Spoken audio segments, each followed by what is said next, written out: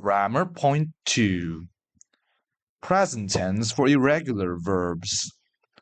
Part 1.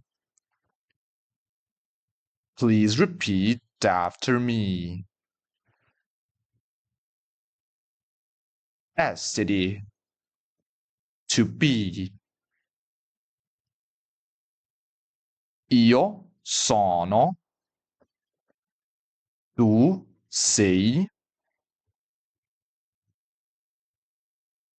Lui, lei è. Noi siamo. Voi siete. Loro sono. Avere. To have. Io ho. Tu hai. Lui, lei ha. Noi abbiamo. Voi avete.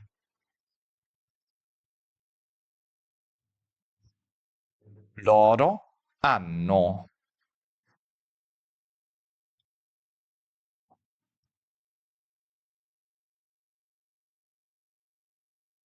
Per esempio, qual è il tuo numero di telefono?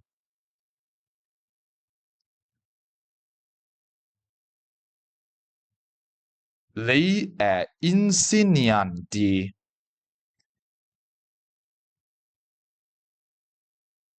Io ho 19 anni.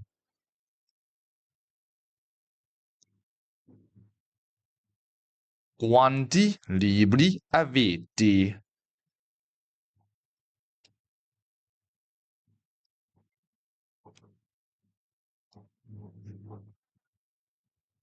Next, let's move on to grammar point 3.